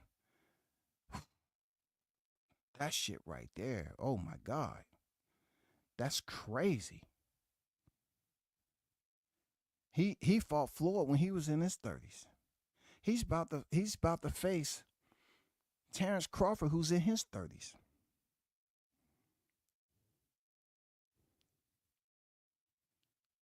They say Canelo signed a 4-fight deal with Turki Al-Sheikh. But it would have been great news to the naysayers if they just could have stuck with the bullshit. You know what I'm saying? If they would have just stuck with the stupid information of him fighting Jake Paul. I would suggest to anybody who's just tuning in, about to graduate from high school, you know, tread lightly over here in these YTC streets or following the sport of boxing. Because some of the people that maybe 5 years ago, before Crawford absolutely disrupted their homes, they have changed it up, man. These are opportunists over here. Be very careful. Don't just dive in head first and say, I want to be a boxing fan. I'm going to come over here and jump in the chat. Don't do it. It'll fuck your real life up. Because you're going to get to know a lot of these damn so-called fans over here. And they're going to try to bring you into the membership program. And how you become a member, you're going to have to hate on Bud the rest of the time that he's here. Seriously. Be careful when you graduate. I think graduation is like May. Be careful. There's going to be a whole lot of racism going on. You know what I'm saying? You getting in on the tail end of it. But you're going to see a lot of freaking homeless people coming up to you because they've been watching you. They've been seeing you on your phone. They've been hearing you talk here and there about boxing. Be careful. Those little homeless people, they used to be Spence fans. Okay? They're going to try to bring you into the network. Hey, man, be very careful. I'm sending out the alert already, yo. Crawford has the potential. I'm talking about Mars. Seriously, I don't give a fuck about a rematch. If he signs a 4-fight deal with Turki Al-Sheikh, Canelo signs a 4, cool. I'm still trying to get clarity if it's a rematch clause in this. We don't give a fuck. We don't give a goddamn about a rematch clause. Crawford beat Canelo Alvarez the first time. I can give a damn what happened in the second. I don't care. All I know, he's 42-0. 3 divisions undisputed. The first male fighter to ever. I'm talking about legacy. I'm talking about all the celebration. I mean, some of us is still freaking, shitting out fish fry. For real. I'm just being honest with it. It's still some of the fish fry because we overindulge in fresh fish. Red snapper all over the place. Perch. Whiting. I mean, hey, catfish. Motherfuckers was goddamn feasting, dog.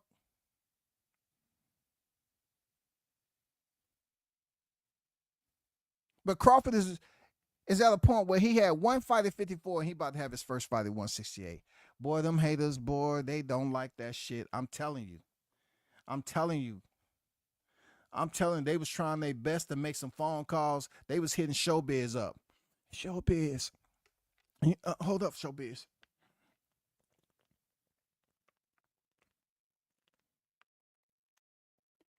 I apologize, Showbiz. I've been drinking heavy lately. You there, Showbiz? I'm pretty sure you heard the news. That's Showbiz, and I know you're gonna be at the fight. But man, can you do me a big favor, man?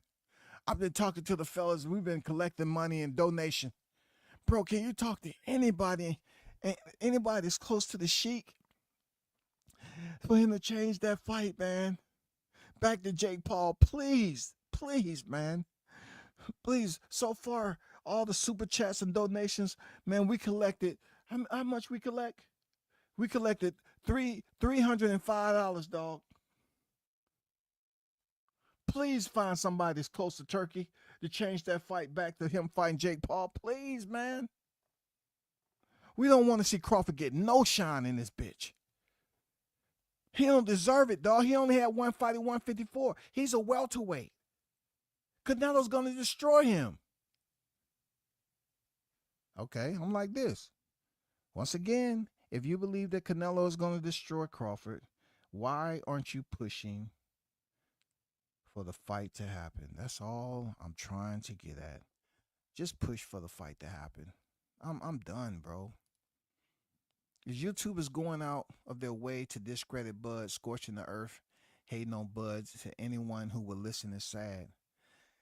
I would say it's sad, but you have experienced creators out here that's been involved with content release for quite some time. They've been releasing bullshit for a while now.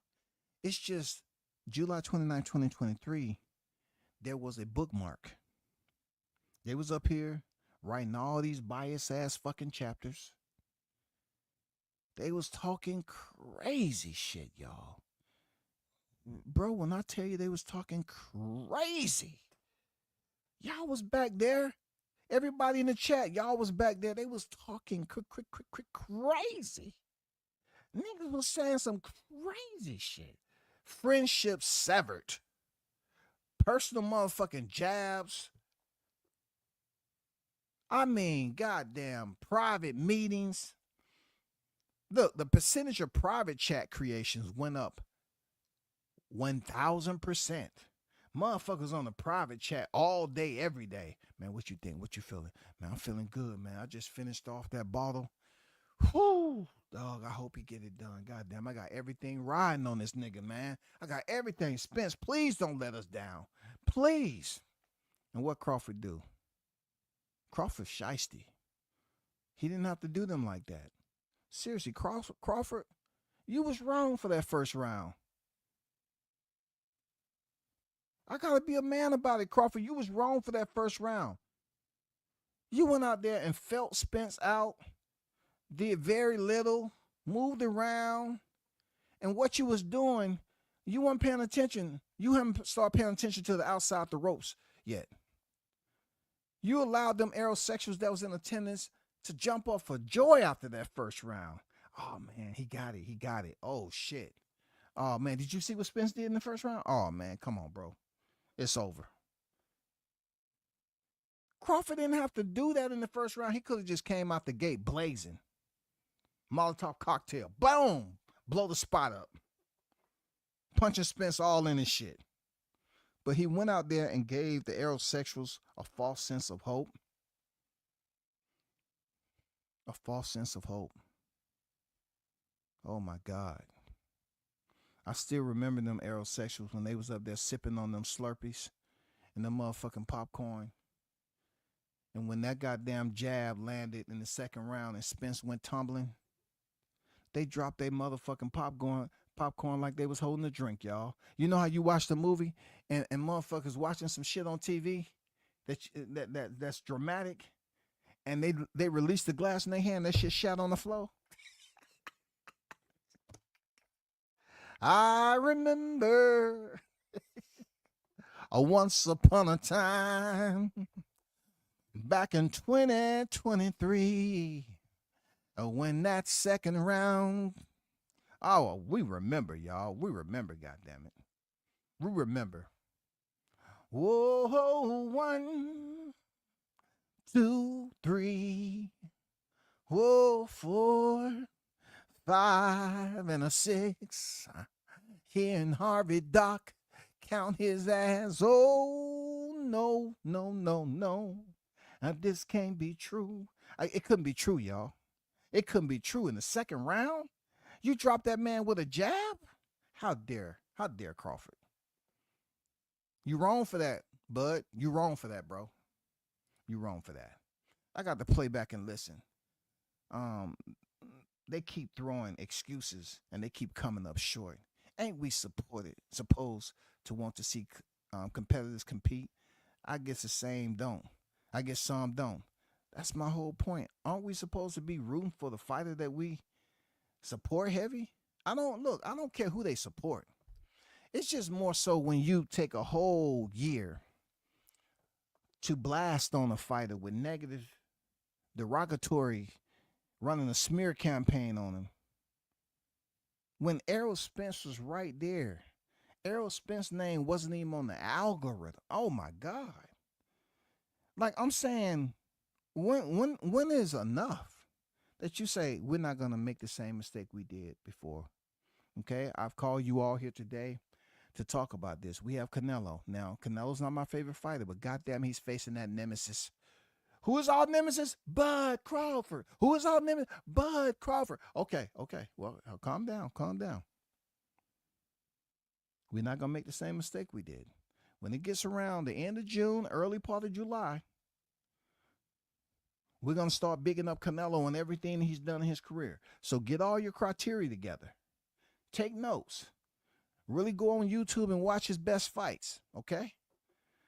Because we got to band together and get these thumbnails going at the end of June. It's going to get close. We're not going to make the same mistake we did when he fought Errol Spence, okay? I'm telling you. Y'all. They saying that the 186 is fake. They saying the 186 is fake. They believe Crawford is weighing 145. You know how they always say Crawford came up from the lower divisions and they want to include Gamboa. He's barely over 140.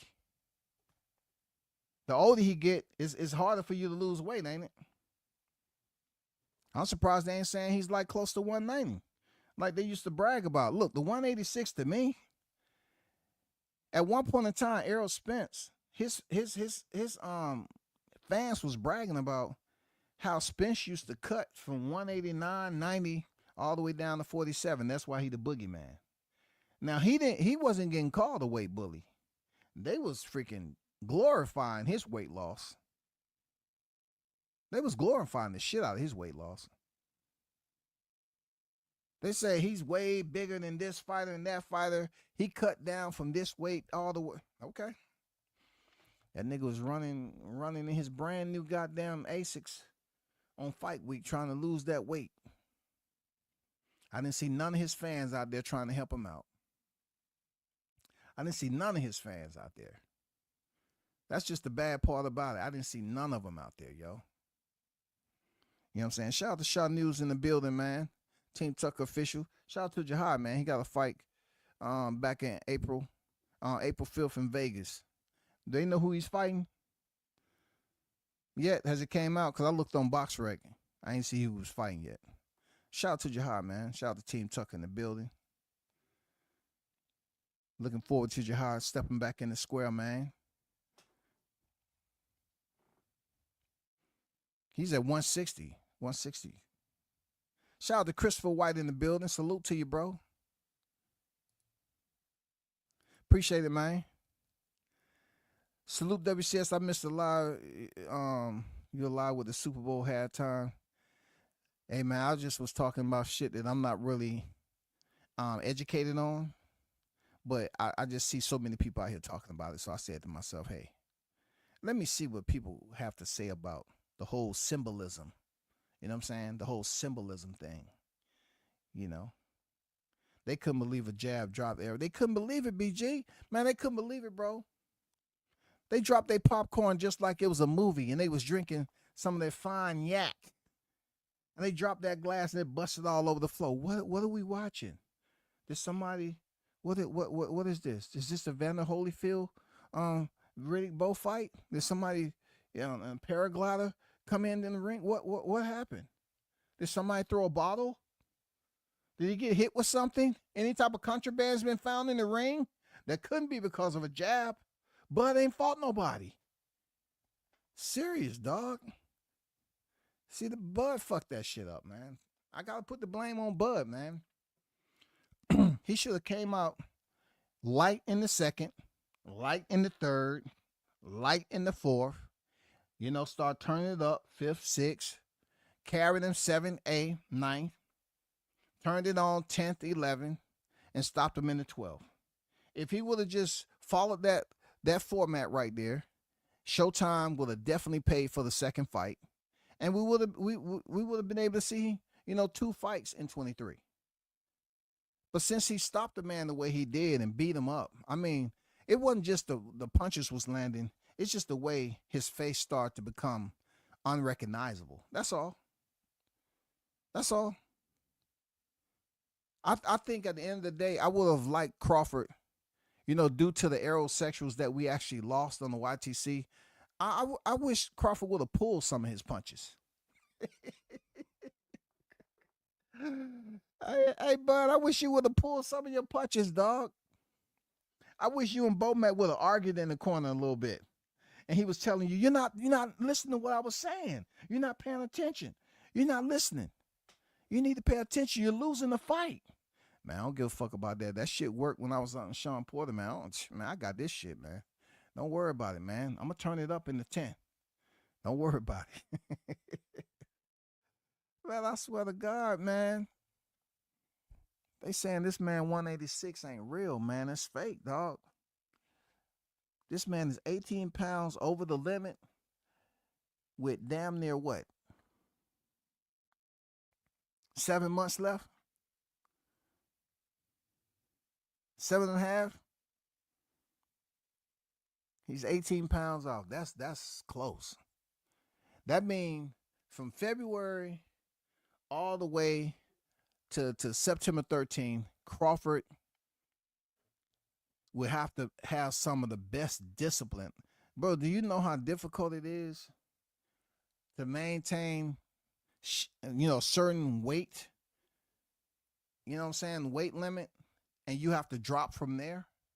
And you have all that time in between. You're talking about summertime. Summertime haven't even came up yet. The good thing about summer, it's hot out. Okay. You get to go out there and run. And, definitely if you're trying to maintain muscle a little bit with solid weight, you got to make sure your protein intake, you're not going to burn muscle. You know what I'm saying? If you that close and you right on par, I think Crawford and his strength and condition, whoever it was, they're gonna have it calibrated and locked in. You know what I'm saying? It's gonna be good to go. But I just don't want the haters. The haters, stop saying everything he doing is fake. Stop blaming Snack. You know what I'm saying? Just know that you was jumping around from joy that the fight was canceled and Turki Al-Sheikh was laughing at you. Turki Al-Sheikh pretty much green-lighted y'all ass and taught you a lesson, man, because y'all was hating on this boy. That's what I think happened. I requested a public apology from Turk.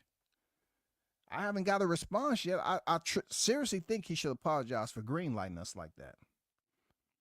But more so, he taught the haters a lesson because he's saying that what are you covering the sport for if you're trying to wish that a fighter don't get a fight?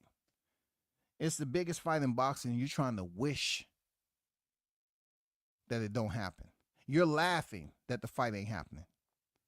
You want to see a content creator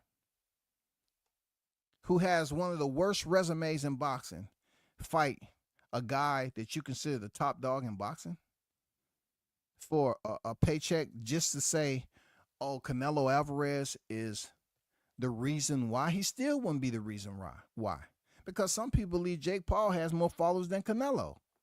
Yes.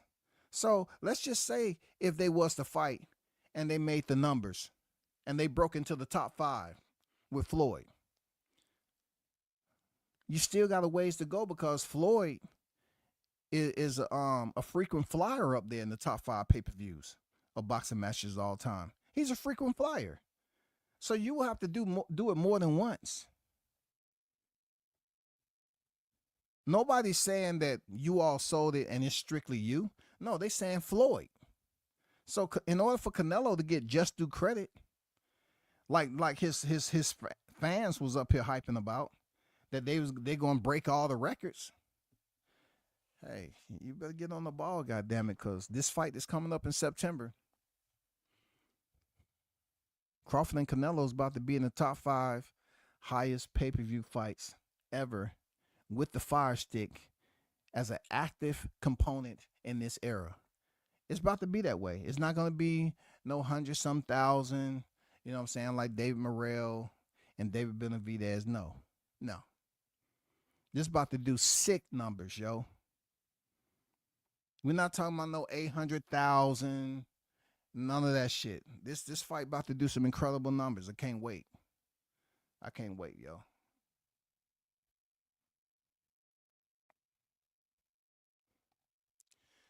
But y'all do me a favor. Stay close to the game. You know what I'm saying? Keyshawn, like I will remind you brothers, is going on Wednesday, okay? The only advice I would tell you for Valentine's Day, like I said earlier, don't stay away from the flowers. They die in just maybe 4 or 5 weeks. They done. And you keep that shit around and start affecting your relationship, and don't do it. Tell your girl you're going to get her something to last throughout the year, okay? And expect Wednesday or Thursday of this week to experience the most love you ever experienced from your girl. I'm serious. That's how they warm you up, goddammit. I'm just being honest. You're going to get the sweetest, oh my God, the most affectionate. Man, your girl is going to be goddamn massaging you. Like, what? Hold on, baby. I thought somebody was attacking me. No, I just want to make sure you're relaxing as you watching, your YouTube and doing your live. I want to make sure you're good to go. You good to go? You need me to bring you something? I fix you a 7-course meal. But babe, it's only Wednesday though. I know. I just want to make you feel the way a king should feel. No. Something's up. No, that ain't up. Mm-mm. Come to find out she done used your credit card and went online and charged up all her Valentine gifts. Hey, and just so to keep you out, knowing that Keyshawn's fighting Friday, right? She gonna say, you don't have to get me anything.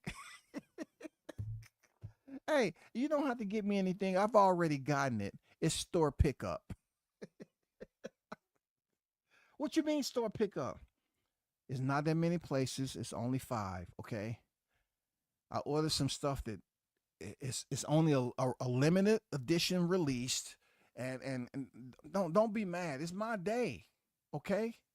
Damn, it's Valentine's. Shit, why are you mad? I told you didn't have to get me nothing. I just used the joint account. It's both of our money. Hey, man, I just want to wish you brothers nothing but love, peace, and happiness on Valentine's, bro. The biggest robbery holiday on earth. Valentine's Day. The biggest robbery, bro. I hope your finances don't suffer a major hit. Those of you that have joint accounts, I wish you nothing but safety. Please don't let this tear up your house and home. If you got kids, please, man. Try to do your best to keep that family together, okay? Valentine's Day, the next 2 days, I'm telling you, you're gonna get the best loving. I mean the best. I mean top notch premium. Woo, that love is gonna be pure. God damn it. It's gonna be like you, Adam, and she, Eve. You're gonna be laying down with a virgin. God damn it, for real. Boy, you gonna be like, look, yo, babe, is this you for real? What is this all coming from? Oh, nothing. I just treat you like the king you are. Be careful. Valentine's Day, I'm telling you, you have to let your girl know that you're saving up for September. Let her know it's something bigger, okay? It's something bigger than Valentine's Day Friday, bro. Tell them, hey, you want to go to Vegas, right? Even though you're going with the boys, you got to include her like it's going to be that type of party. Hey, you want to take the family. You want to go to Vegas, right? I ain't never been to Vegas. That's the reason why I'm going out there in September. Oh, ain't nothing big going on out there. I just want to go. I mean, I just thought you wanted to go so we can get some sunshine and all that. You better goddamn get a hold of her so she won't break the account, yo. For real. I hope y'all, understand that you're probably going to have to work a second job for at least about 4 or 5 months to get yourself back in the green if you're trying to go over there to Vegas now. Your girl's about to goddamn molest the shit out that motherfucking bank account. It's going to go from joint to disjointed. You're going to have to call in and ask the receptions. Hey, I just want to check. I have some charges that I don't recognize. Oh, I've already spoken to the missus. Yes, it was her charges. Yeah. She tried to get us to basically see, can we, you know what I'm talking about. She tried to kind of delete the notification so you can't see it, but we told her, man, we cannot do that. We have to keep it up there for your history. Don't get thrown in jail, fellas. It's a lot of domestic violence that happens on Valentine's Day, okay? You're going to get the loving starting Wednesday, Thursday, and depending on who you are and what you've done at that point Friday, you might wake up to breakfast in bed. I'm telling you. It's going to be the sweetest 72 hours that you had in a minute. If this your first Valentine's Day with your girl, and you already allow her to think that she rates Valentine's Day to have all these gifts and everything, you got to make some choices, man. You got to really see who she is. You got to ask her that question. Hey, since it's our first Valentine's Day, I want to ask you this shit right here. Do you mind eating at Waffle House? The reason why I say Waffle House, because I fucked around. I was like, hey, I forgot to make the reservations to the Roux Chris and big larger scale restaurants. Plus, they say they jacked the price up. I didn't want to go in debt, but if you're a real one, do you mind going to Waffle House, and let's just go to Waffle House to eat for Valentine's Day? They got some good meals on the menu too. I mean, good thing you can get breakfast and when it's now 5:30, 6 o'clock p.m. Either one, you're going to find out she's a ride or die chick. She's going to say yeah, or she's going to look at you like you're crazy. If she don't want to go to Waffle House, hit her with this right here. What about IHOP? I know you want to go to IHOP. They got good-ass food, yo, for real. Come on. I mean, this our first Valentine's Day together, man. Don't ask for so much. We got to save some money. Hey, y'all continue to hold it down, man. Shout out to the hottest chat in the MF and gang. Until next time, I'm out.